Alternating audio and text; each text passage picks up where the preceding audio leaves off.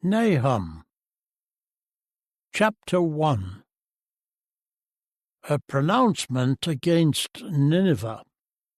The book of the vision of Nahum, the Elkoshite. Jehovah is a God who requires exclusive devotion and takes vengeance. Jehovah takes vengeance and is ready to express his wrath. Jehovah takes vengeance against his foes, and he stores up wrath for his enemies. Jehovah is slow to anger and great in power, but by no means will Jehovah hold back due punishment. His path is in destructive wind and storm, and the clouds are the dust of his feet. He rebukes the sea, and he dries it up, and he makes all the rivers run dry. Bashan and Carmel wither, and the blossoms of Lebanon wither. Mountains quake because of him, and the hills melt. The earth will be in an upheaval because of his face, along with the land and all those dwelling in it.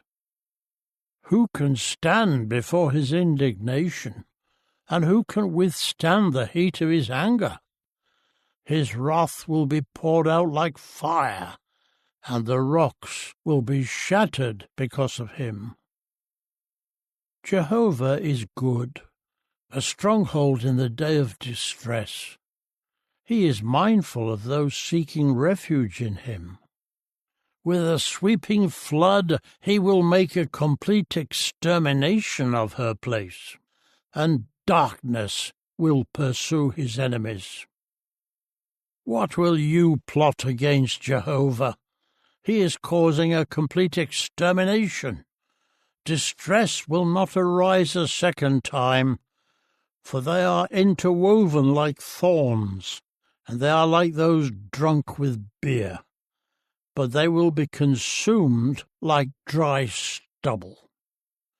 From you will come one who plots evil against Jehovah, giving worthless advice. This is what Jehovah says. Though they were at full strength and numerous, even so they will be cut down and will pass away. I have afflicted you, but I will afflict you no more. And now I will break his yoke bar from off you, and I will tear your bonds in two. Jehovah has commanded concerning you, your name will not be perpetuated further. I will do away with the carved images and metal statues from the house of your gods. I will make a grave for you, because you are contemptible. Look! On the mountains are the feet of one bringing good news, the one proclaiming peace. Celebrate your festivals, O Judah. Pay your vows, for the worthless one will never pass through you again. He will be utterly destroyed.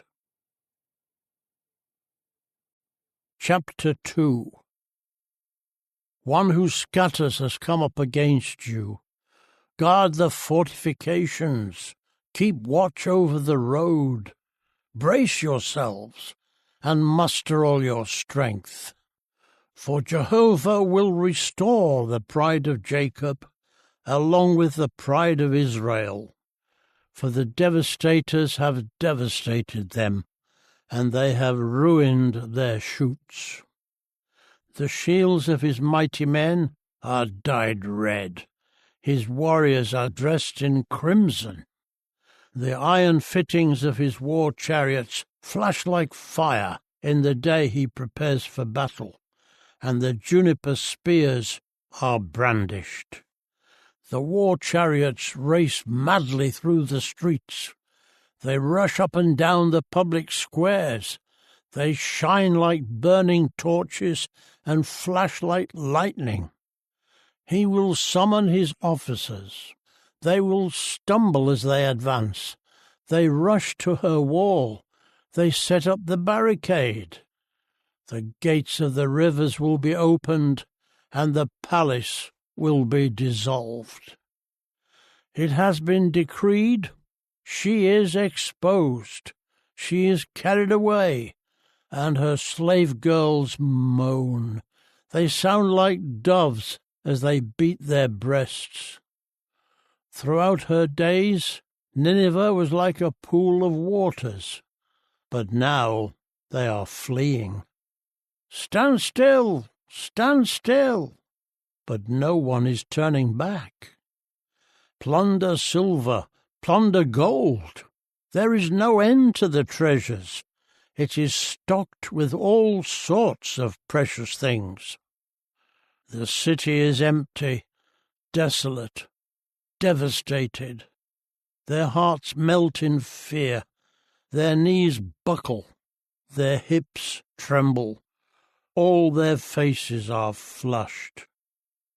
Where is the lair of lions, where the young lions feed, where the lion goes out leading its cub, with no one to make them afraid? The lion tore apart enough prey for his cubs and strangled for his lionesses. He kept his dens filled with prey, his lairs with torn animals.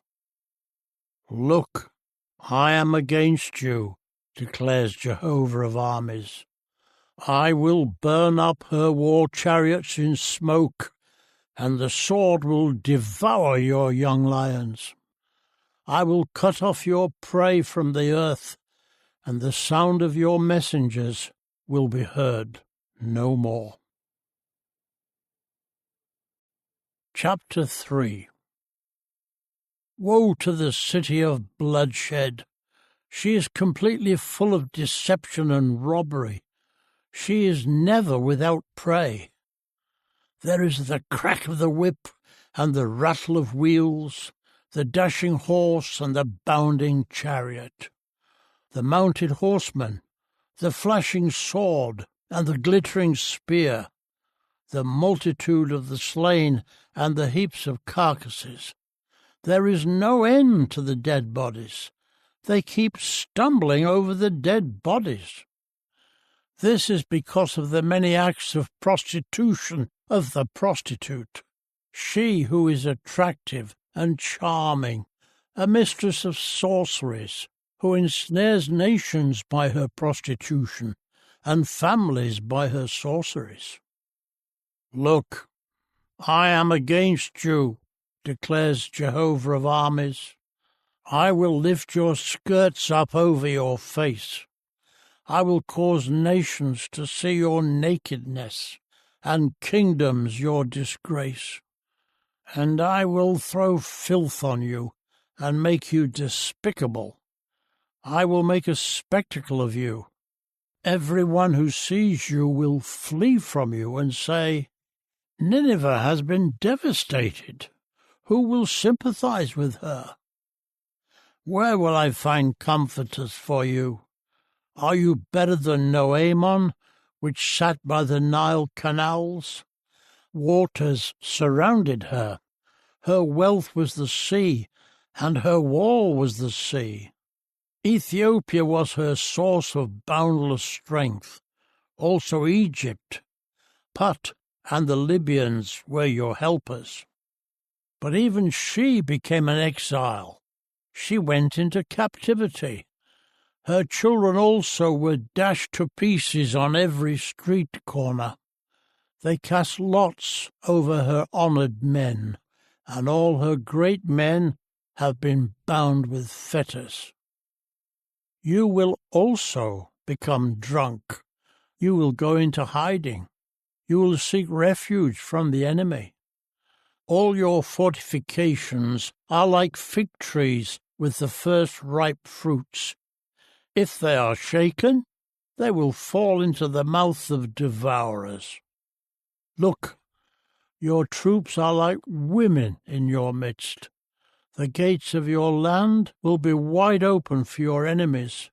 Fire will consume the bars of your gates.